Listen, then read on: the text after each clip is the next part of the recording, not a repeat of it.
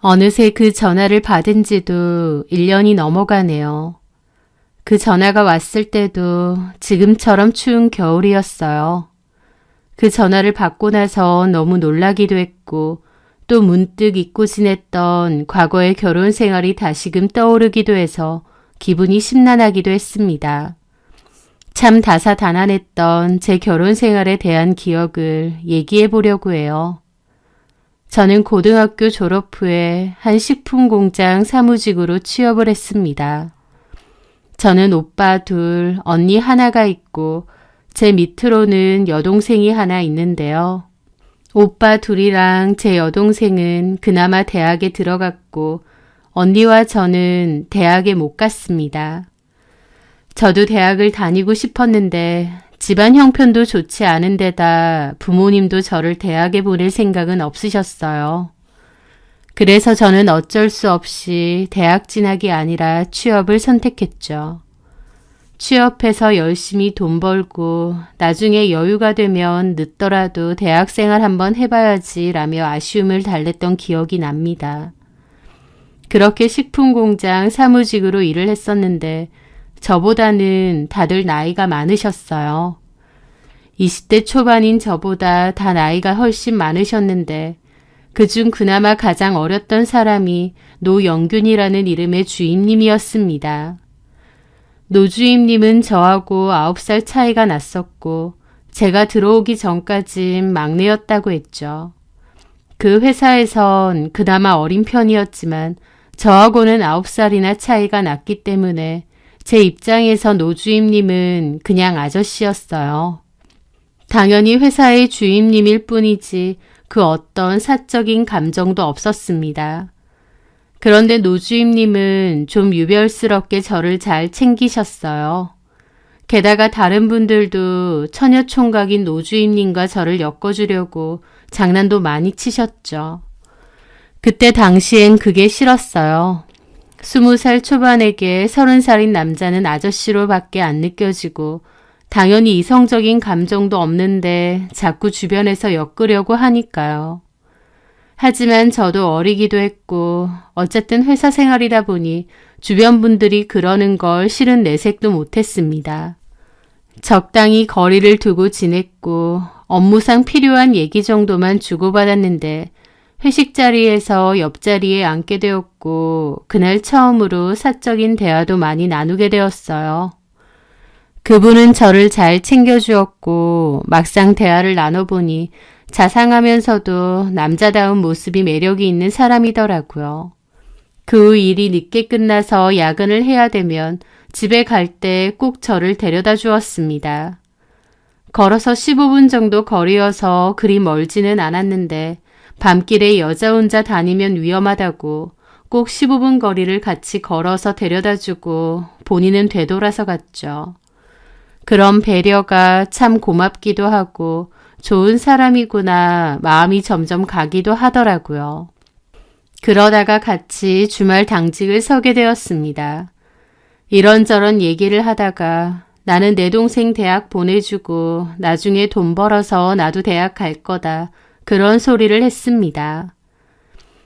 우리 집은 오빠들만 대학 가고 언니랑 저는 대학 못 갔거든요. 사실 공부는 언니가 더 잘했는데 저는 못 갔지만 제 여동생은 꼭 보내주고 싶어요. 내가 못 해본 대학생활 여동생은 좀 누려봤으면 싶고. 멋진 언니다. 영숙이 너도 나이가 어린데 참 어른스러운 것 같아. 그렇지도 않아요. 아니야. 일도 곧잘하고 동생을 위해서 희생하는 모습이 참 멋있는 것 같아. 나보다 나이는 어려도 본받을 점이 많아. 라는데 누가 저한테 그런 식의 칭찬을 해준 적은 처음이었습니다. 기분이 묘한데 좋더라고요. 나는 집에서 우리 어머니가 빨리 결혼하라고 난리도 아니셔. 주말마다 선자리를 잡아놓는다니까. 그럼 얼른 가셔요. 주임님 정도면 인기 많으실 텐데. 그래 보여? 인물도 좋으시고 성격도 좋으시고. 그럼 영숙이 너는 나 어떤데? 사실 나는 너 같은 여자가 내 마누라였으면 좋겠거든. 갑작스러운 고백에 저도 너무 당황하고 얼굴이 빨개졌죠. 너도 사실 알고 있잖아. 내가 너 관심 많다는 거. 글쎄요. 저는 잘 몰랐는데. 뭘 몰라. 알았으면서. 남자가 관심도 없는 여자를 그렇게 챙기고 데려다주고 그러겠니? 말이 나와서 말인데 너 나 어때? 글쎄요. 생각 안 해봤는데. 그러지 말고 생각해봐. 9살 차이면 그렇게 많은 것도 아니야. 내 주변에는 10살 넘게 차이 나는 부부도 많거든. 그래요? 그럼 남녀 사이에 9살 차이가 뭐 대수니? 그리고 내가 그렇게 늙어 보이지도 않잖아. 또 영숙이 네가 또래에 비해서 성숙하기도 하고. 영숙아, 나 잘 생각해봐. 내가 이래 보여도 집도 있고 결혼하면 너 직장 안 다녀도 돼. 대학 다니고 싶다고 했지? 대학 다닐 수 있게 내가 도와줄게. 그 말에 저는 좀 놀랐습니다. 정말요?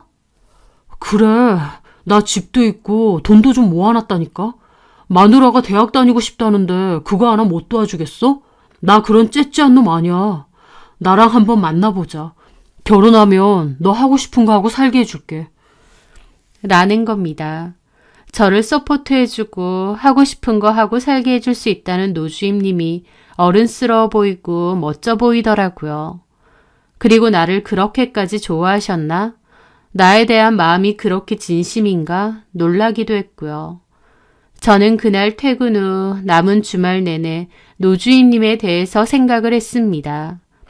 노주임님 말처럼 9살 차이면 그렇게 크지도 않은 것 같고 또 외적으로 그렇게 차이나 보이지도 않고요. 성실하고 책임감 있는 사람 같았고 무엇보다 나에 대한 마음이 크고 진심인 것 같았습니다. 저는 고민 끝에 노주임님과 만나보기로 했어요. 그 저희는 6개월 정도의 연애를 했고 제가 아이를 가지면서 바로 결혼도 하기로 했죠. 그런데 결혼 준비를 하면서 그 남자가 저에게 했던 말들에 얼마나 허풍이 많았는지 알게 되었습니다. 집이 있다고 했는데 그 집은 본인 집이 아니고 그냥 어머님하고 같이 사는 본가였어요.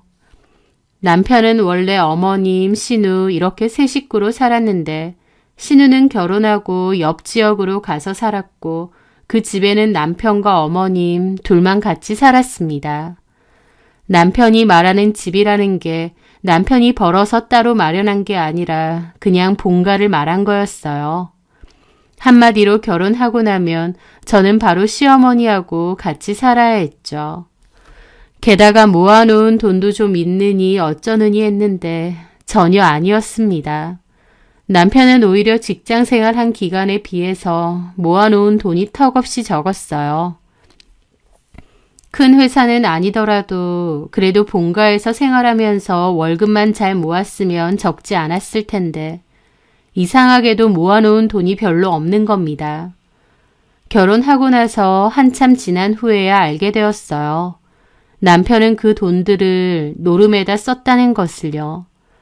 남편은 저에게 대학을 보내주니 어쩌니 했는데 사실 그 말도 전부 그냥 꼬시려고 한 소리들이었고 전혀 지킬 마음도 없었습니다. 남편은 저를 대학에 보내줄 여유도 없었거니와 애초에 시어머니도 그러라고 할 사람이 아니었습니다. 결혼 생활은 시작부터 몹시 힘들었죠. 어머님은 깐깐하고 매서운 분이었고 저는 어머님 눈치를 많이 봐야 했습니다. 제가 임신을 해서 회사는 계속 다닐 수가 없었던 탓에 결혼과 동시에 그만두게 되었는데요. 한마디로 하루 종일 무서운 시어머니와 둘이서 집에 내내 붙어 있어야 했다는 거죠. 저는 임신한 몸으로도 집안일을 내내 해야 했는데 어머님은 임신했다고 자꾸 쉬면 애만 커지고 나중에 낳을 때 더 힘들다면서 부지런히 움직이는 게 저한테 더 좋은 거라고 하시더라고요. 아무리 그래도 그렇지 임산부에게 제대로 쉬지도 못하게 하고 일을 그렇게 시켜댄 건 지금 생각해도 참 너무하다 싶습니다. 어머님은 그렇게 아들을 빨리 장가 보내고 싶으셨다면서 정작 며느리인 저는 마음에는 안 들어 하셨어요. 음식 하나나 제대로 못 맞춘다고 구박도 많이 하셨죠. 솔직히 어머님은 모든 음식을 지나치게 짜게 먹는 편이었습니다. 남편도 그런 음식에 길들여져 있어서 짜게 먹기는 했는데 제 입에는 어머님의 음식들은 거의 소태 수준이었죠. 그런데도 어머님은 제 음식들은 하나같이 싱겁다면서 간도 하나 못 맞추냐고 뭐라고 하셨습니다. 저는 그때 어리기도 했고 시어머니가 너무 무서운 존재였기 때문에 구박을 하셔도 암소리 못하고 고개만 숙이고 듣고 있었어요. 어머님이 그때 저에게 했던 그 구박들은 고스란히 상처가 되었고 몇십 년이 지난 지금까지도 생각이 날 정도입니다. 그 후 저는 아이를 출산했는데 딸이었어요. 저는 딸도 너무 좋았는데 어머님과 남편은 노골적으로 싫어했습니다. 어머님도 남편도 아들을 너무 원했고 저보고 달걸이 나오자마자 다시 임신 준비하라고 뭐라고 하셨죠. 그런데 그 후로는 딱히 임신이 잘 되지 않았어요.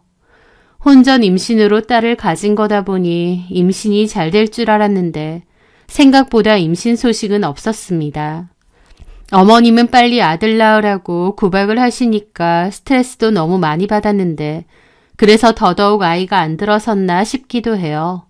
하루하루 마음이 안 편하니까요. 그리고 결혼 생활 2, 3년 정도 지나가니까 남편은 눈에 띄게 가정에 소홀해지고 밖으로 나돌았습니다. 그러다 알게 됐어요. 남편이 노름을 한다는 것을요. 그전에도 저 몰래 했을 텐데 그건 제가 몰랐고 그맘때 남편이 노름을 한다는 것을 눈치채게 된 거죠. 남편은 월급에서도 꽤 많은 돈을 노름으로 탕진을 했습니다. 어머님은 진작에 아셨던 것 같아요. 알면서도 모른 척 한 거죠. 저는 남편이 노름을 한다는 걸 알게 되고 많이 싸웠는데 그러면 남편은 마누라가 집구석에서 잔소리하고 바가지 긁는다면서 또 밖으로 돌았습니다. 그러면 어머님은 저한테 구박을 하셨어요. 남편 마음 하나 간수 못하느냐고요. 당신 아들이 노름에 빠져 사는 게 제 잘못도 아니고 오히려 그런 걸 속였으면 저한테 미안해 하셔야 되는 거 아닌가요? 아들 노름하는 거 뻔히 알면서 모른 척 장가 보내신 거잖아요. 그런데도 오히려 남편이 그런 거 못하게 제가 단도리를 잘해야 된답니다. 만만한 게 저였죠. 그렇게 저한테 모진 말하고 상처 주는 말만 하시더니 저 결혼하고 5년 정도 지나던 해에 어머님은 쓰러지셨습니다. 시장 갔다가 집에 와보니 어머님은 화장실에서 쓰러져 있으셨고 바로 구급차 불러서 병원으로 갔었어요. 제가 발견하자마자 병원에 모셔갔지만 어머님은 반신마비가 되셔서 거동도 힘들어지셨죠. 집에 모셔왔고 그로부터 1년 정도 내내 누워 지내시다가 결국 돌아가셨습니다. 누워 계신 시어머니 간병은 다 제 몫이었죠. 집안일 하고 아이 키우고 그 와중에 누워있는 시어머니 간병하고 너무 힘들고 고단했는데 남편 입으로 어머님 간병해줘서 고맙다는 말 한마디 들어본 적이 없습니다. 남편은 자기 어머니가 누워있든 말든 집에 있지도 않고 밖으로 나돌았어요. 그나마도 회사는 안 그만두고 다닌 것이 다행이라면 다행일까요? 물론 월급 받아봤자 쥐꼬리만한 생활비 빼고는 노름으로 탕진했지만요. 그렇게 어머님이 돌아가셨고 아이도 학교에 입학을 했었습니다. 남편은 이제 세진이도 학교 들어갔으니 저보고도 나가서 일도 좀 하고 돈도 좀 벌랍니다. 안 그래도 남편이 주는 생활비가 너무 적었기에 저도 일을 해야겠다 싶긴 했어요. 마땅한 일자리가 없었는데 저희 언니 친구의 도움으로 마트에서 캐셔 일을 소개받았습니다.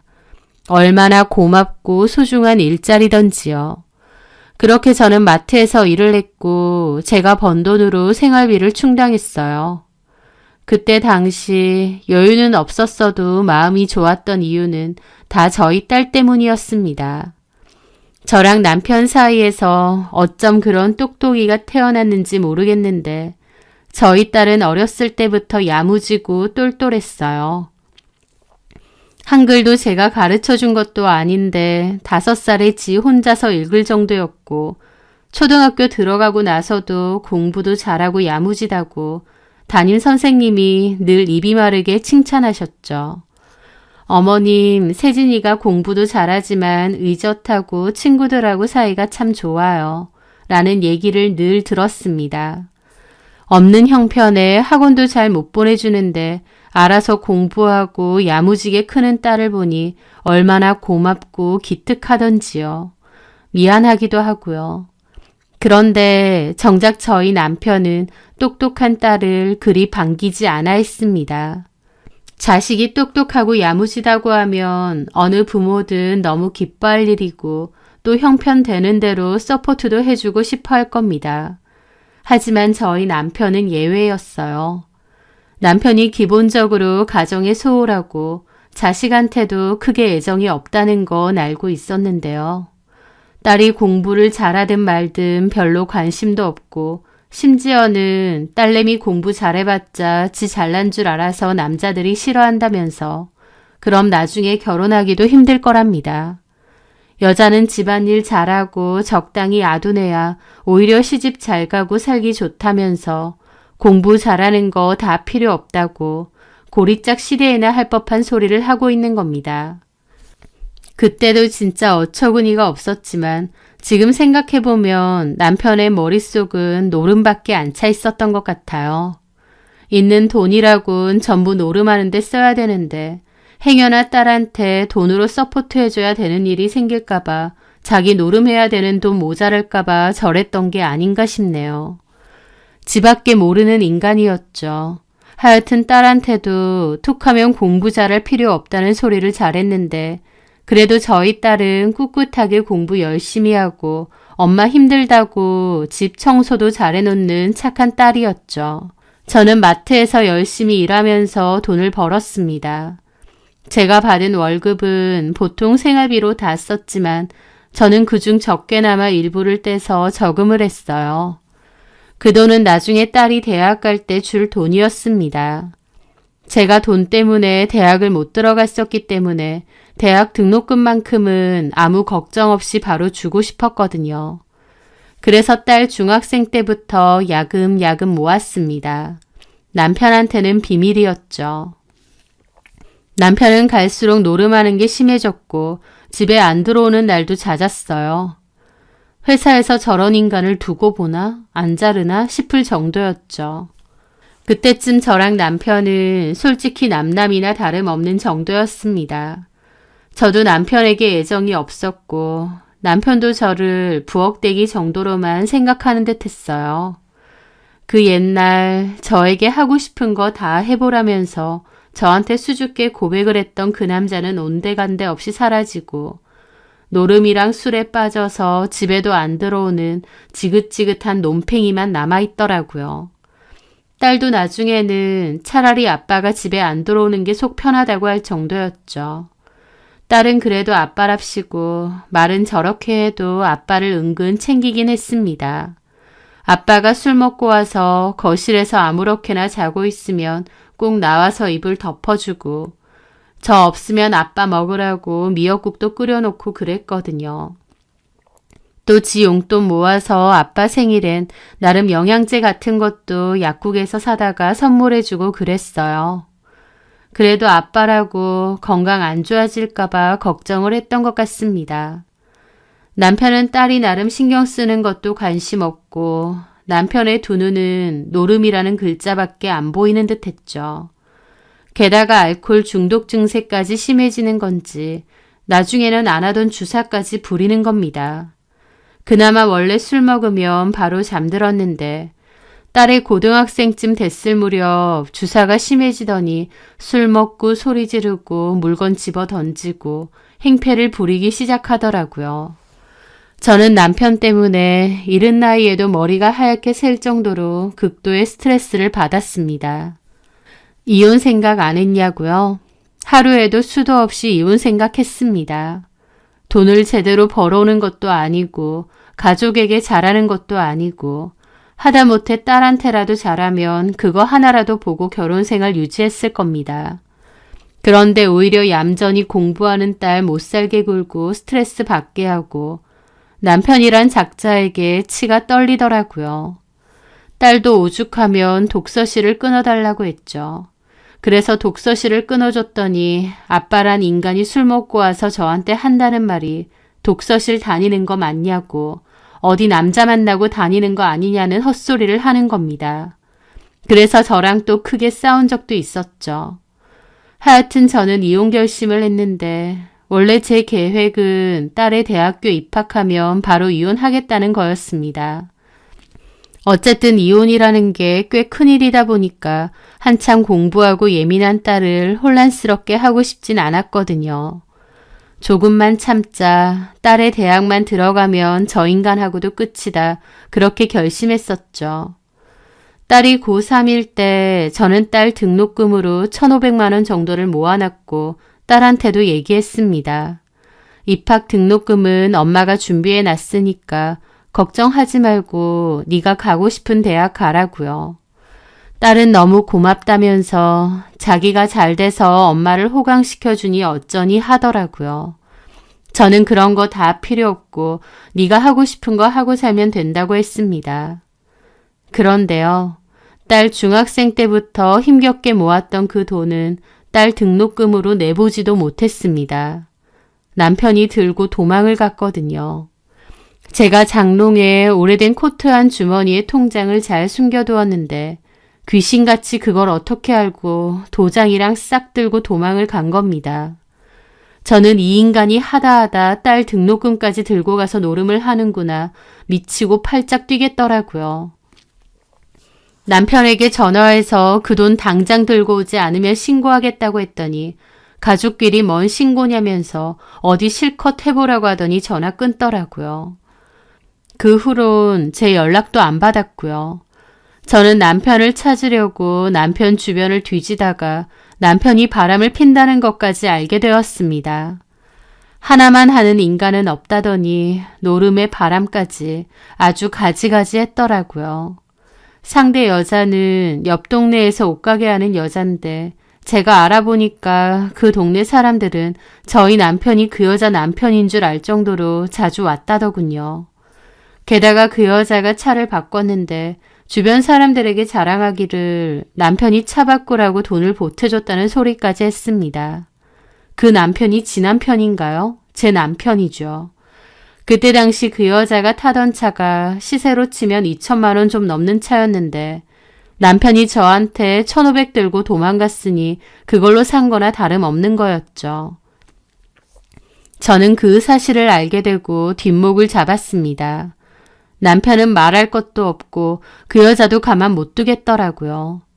저는 그 옷가게 찾아가서 그 여자 머리채를 잡았고 한바탕 난리가 났습니다. 그날 저녁 남편이 집으로 왔어요. 자기 애인 건드렸다고 화가 머리 끝까지 나서는 들어오자마자 신발을 집어던지고 딸이랑 제가 먹고 있던 밥상을 뒤집어 엎더라고요. 반찬들이 사방으로 날아가고 벽으로 튀고 난리도 아니었죠.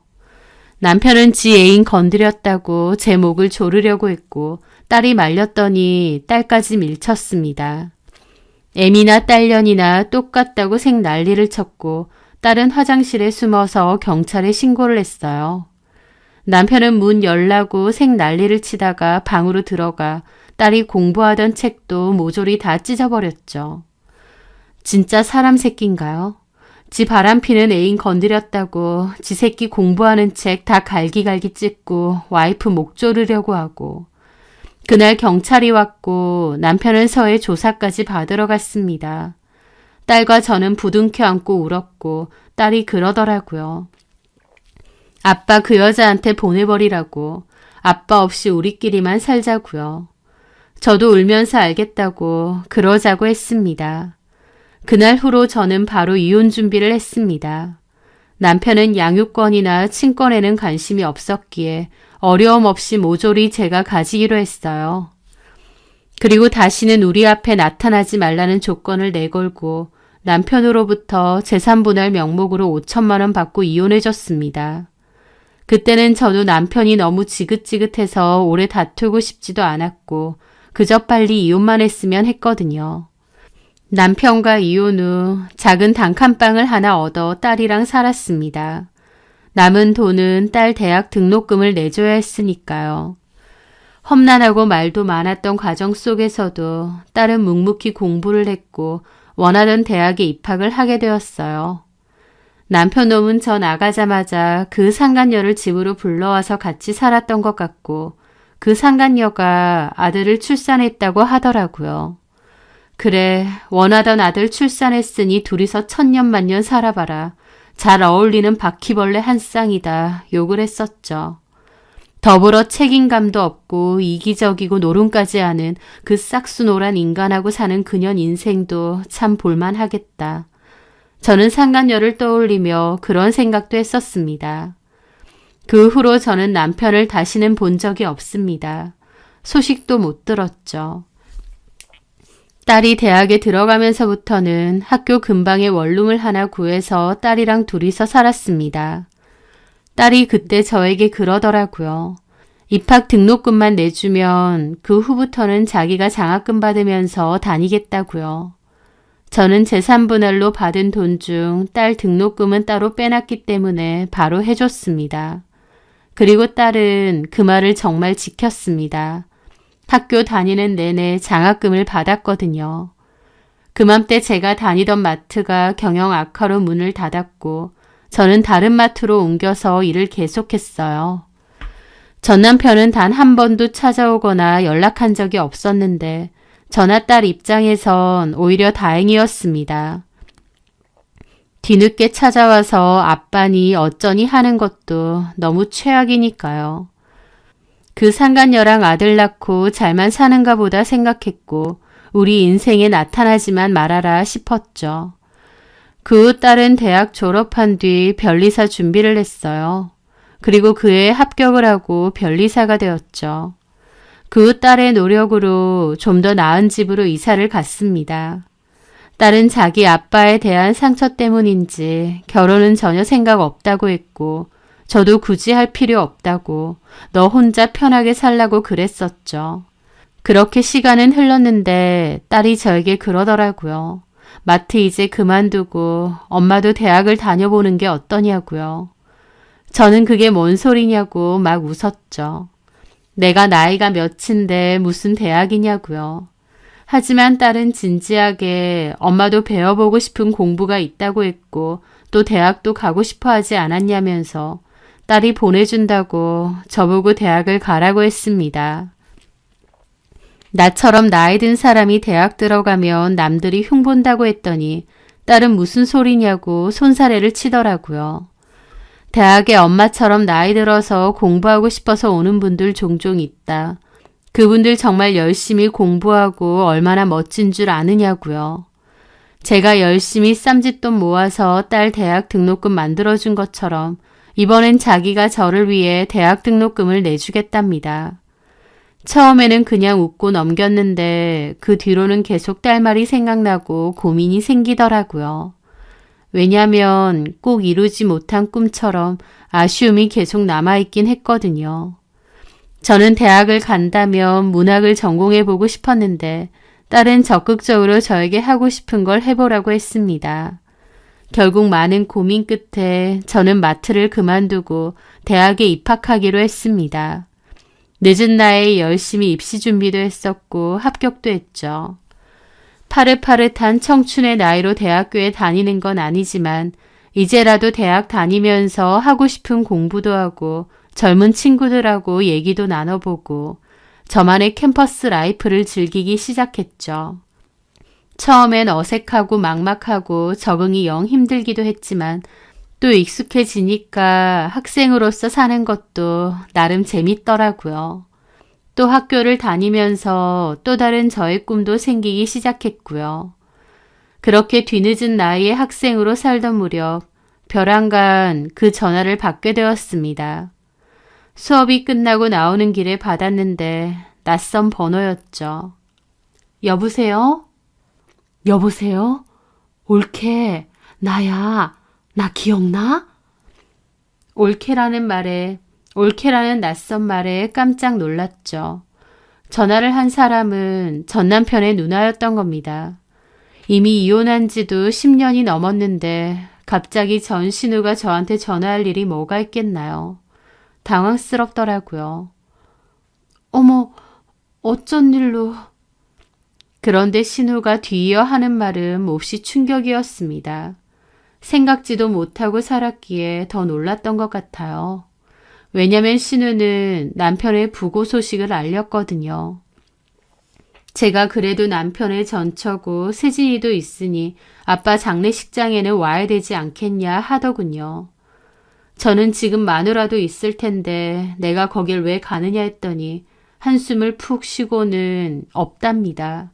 그 여자 도망간 지 꽤 됐다고 하더라고요. 그리고 저보고 미움이 크겠지만 이미 죽은 사람 아니냐며 세진이 아빠기도 하니까 장례식장엔 꼭 와달라고 하더군요. 저는 고민 끝에 딸에게 얘기를 전했는데 딸은 가자고 하더라고요. 저는 별로 가고 싶진 않았지만 딸이 가겠다고 하기에 저도 같이 갔습니다. 남편의 빈소는 사람이 거의 없고 텅텅 비어 있더라고요. 아직 나이로 치면 60대 중반인데 어쩌다 죽었느냐 사인이 뭐냐 물어보니까 신우가 눈시울을 붉히며 그러는 겁니다. 객사했다고요. 그 말에 저도 정말 놀랐죠. 객사라니요. 참 못돼 처먹은 인간이긴 한데 그런 식으로 죽었을 줄은 몰랐습니다. 신우 하는 말이 저랑 이혼하고 그 여자 집에 들인 후에 아들 낳고 살았답니다. 하지만 재벌을 못 준다고 남편의 노름은 여전했죠. 결국 그 상간녀하고도 하루가 멀다 하고 싸웠다고 하더라고요. 둘이서 밖에서 바람 피울 때나 애틋하고 좋았지. 막상 같이 부대 끼고 현실을 살아보면 좋겠나요? 둘이서 2년도 안 돼서 이혼 소리 오가고 매일 싸우고 난리도 아니었답니다. 결국 그 여자는 다른 남자랑 눈 맞아서 애 데리고 도망까지 갔답니다. 그 일로 전 남편은 알코올 중독 증세가 더 심해지고 나중에는 그나마 있는 집까지 팔아다가 노름판에 들이부은 모양이에요. 그 뒤로 유일한 가족인 신우하고도 연락이 끊겼다가 몇 년 뒤 뜬금없이 연락이 와서는 한다는 소리가 돈 좀 빌려달라고 했답니다. 신우는 그래도 동생이라고 초반에 몇 번 돈 빌려줬대요. 그러다가 나중엔 정신 차리라고 신우마저 연락 끊었다고 했고 그 뒤로는 전혀 연락 없이 살았다더군요. 그러다가 어느 날 경찰서에서 전화를 받았는데 남편이 길에서 객사를 했다는 겁니다. 추운 날 노숙자로 지내며 밖에서 술 마시고 자다가 벤치 위에서 그대로 죽었다고 하더군요.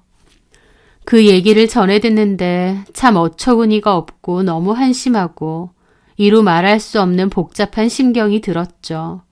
딸도 마찬가지였을 테고요. 그렇게 전 남편의 죽음에 대해서 듣고 자리에서 일어나려고 하니 신우가 갑자기 저희 딸 손을 잡고 그러더군요. 세진이가 예전부터 공부 잘하고 똘똘하더니 직업도 좋고 너무 잘됐다면서 니네 아빠가 세진이 네가 이렇게 잘된 거 알면 얼마나 좋아했겠느냐고요. 그러면서 앞으로 종종 연락하고 지내자고 하는 겁니다. 신우의 그 얘기를 듣는데 벼랑간 등에서 소름이 쫙 돋더라고요.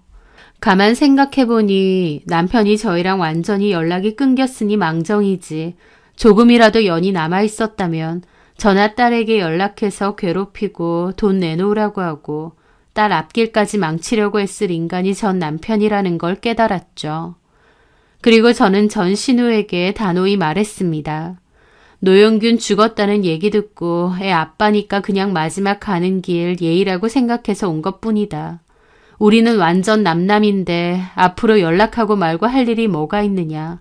다시는 연락하지 마시고 잘 사셔라 라고요. 제 말에 전 신우도 표정이 정말 안 좋더라고요. 저한테 뭐라고 하려다가 참는 얼굴이었고 저는 딸을 데리고 그곳을 벗어났습니다. 참 지긋지긋한 인간이었는데 그 끝이 너무 한심하기도 하고 기분이 좀 이상하더라고요. 딸 등록금으로 마련해놨던 1,500을 상간녀 차 사주는데 썼던 그 인간.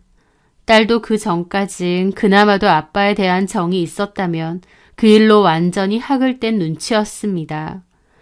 전 남편이 들고 도망간 것은 단순히 돈 1,500이 아닙니다.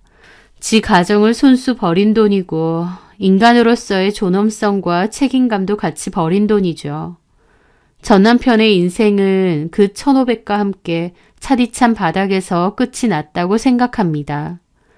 딸도 저도 전 남편의 죽음 앞에서 눈물 한 방울도 안 나오는 걸 보면 전 남편이 얼마나 막 살았는지 알 수 있겠죠.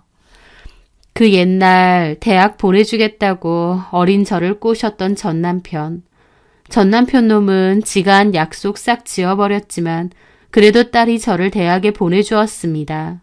전 남편과의 결혼은 참 상처 많고 지긋지긋했지만 그래도 저에게 가장 소중한 제 딸이 있으니 아무 의미 없는 일은 아니었던 것 같네요. 팍팍한 제 삶에 희망 같았던 제 딸과 함께 앞으로도 행복하게 잘 살아가려고 합니다. 추운 겨울날 감기 조심하시고 사연 들어주시는 분들에게 늘 행복하고 좋은 일 가득하시길 바랍니다.